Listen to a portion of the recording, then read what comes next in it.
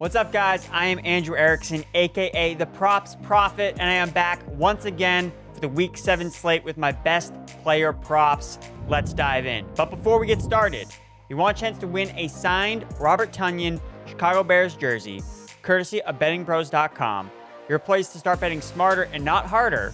All you have to do is subscribe to the Betting Pros YouTube channel right now, comment below this video, and that is it. We're announcing a winner right here on the channel. So make sure to turn on those notifications so you can be alerted when new episodes are up and to claim your prize. Now, let's get to the best player props for Week 7.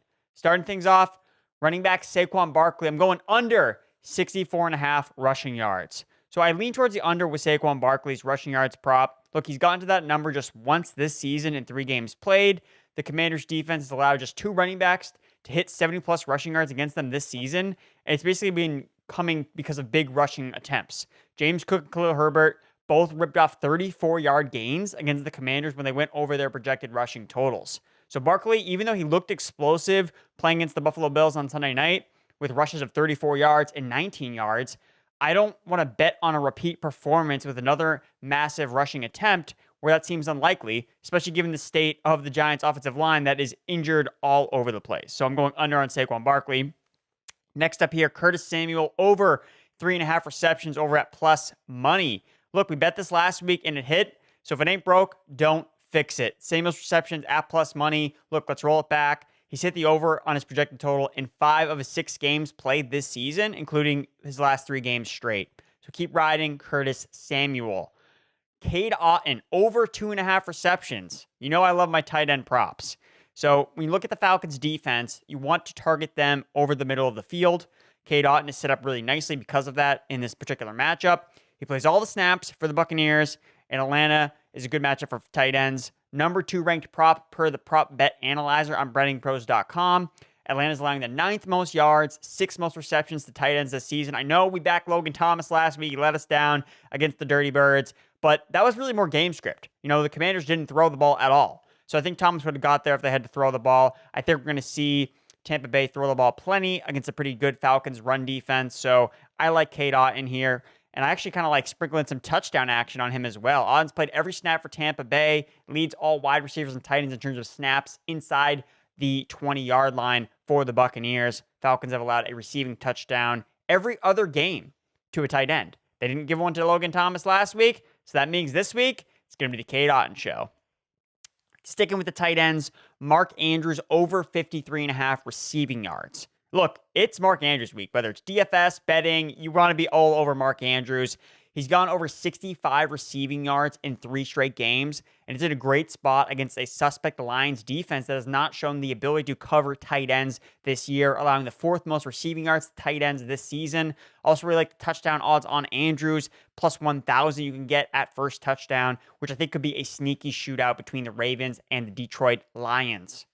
Next up here is Puka Nacua, over 4.5 receptions.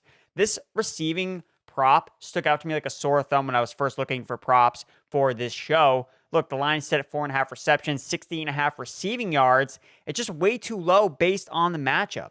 Again, Pittsburgh has allowed over 200 receiving yards per game to wide receivers. At least one receiver has gone over 70 yards against them every single week of the year. 3rd in yards per completion allowed. So when they give up receptions, they give up yardage. So I want to buy the dip on Nacua after the down game.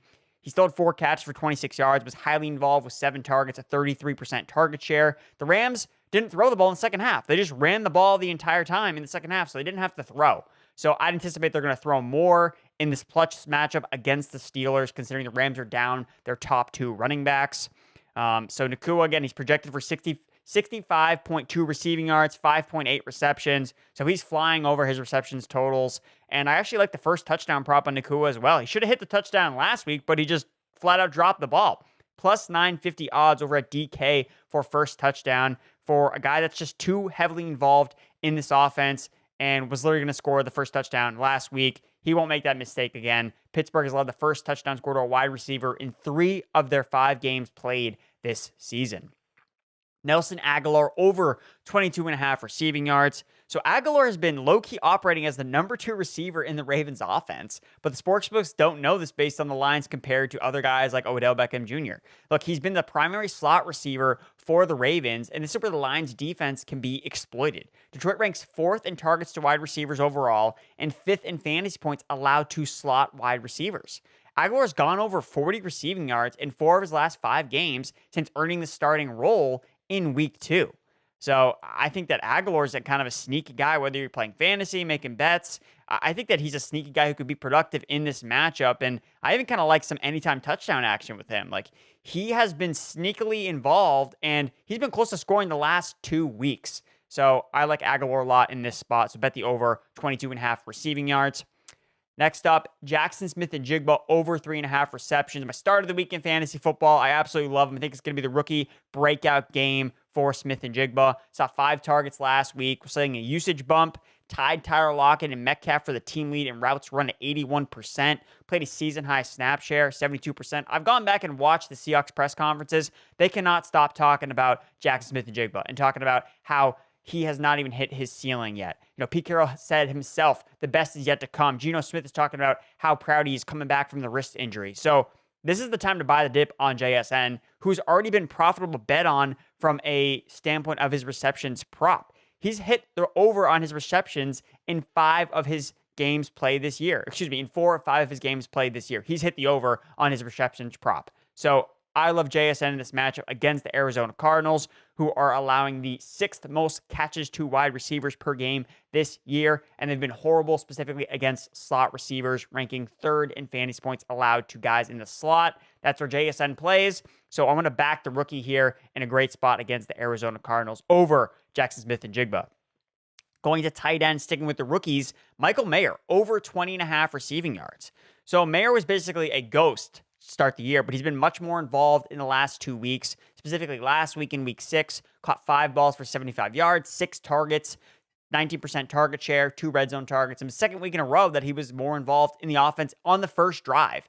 So they're making a legitimate effort to get Michael Mayer more involved in the offense. Season high in snap share, 81%, ran a route on 66% of the dropbacks. The usage is there, and the matchup is divine against the Bears. Bears are horrible versus tight ends. Most receptions allowed per game, 6.7, and the 4th most targets allowed to the tight end position this season. Back Michael Mayer. Go Irish. Number 9, Skyy Moore, under 27.5 receiving yards. We got to back some unders here with these receivers, even in a plus matchup against the Chargers. Look, the addition of Mecole Hardman cannot be ignored for guys like Skyy Moore, Kadarius Toney. Look, those guys have been getting fringe usage as it is, and we've already seen them fly under their receiving totals on a week-to-week basis. So Toney gets targeted at least when he plays, but that's not the case with Moore. 14% target rate per route run is abysmal. He's gotten under his receiving yards total in 3 straight games, and I think that continues in week 7. He's gone over 30 receiving yards twice in 10 games played with Mecole Hardman in 2022. And speaking of Hardman, like, you guys got to get some first touchdown action in on him. Look, he scored in half of his games last year for the Chiefs. They love mixing things up in the red zone and doing some weird stuff. So I think Mecole Hardman, if he's active in this game, plus 2,500 first touchdown for Mecole Hardman, I think that's a great spot for him with the Chiefs offense. Last but not least, anytime touchdown, my favorite one this week, Chris Godwin. Let's go. Touchdown regression is calling his name. Look, so he's one of just 2 receivers this year with 7+ red zone targets and 0 touchdowns. The other guy being Michael Pittman Jr. He also has the 2nd most receiving yards without a touchdown score this season. So all the regression numbers are saying, hey, Chris Godwin, you're going to score soon. Looking at the matchup, Mike Evans is going to draw tight coverage from some of these Falcons' strong perimeter cornerbacks.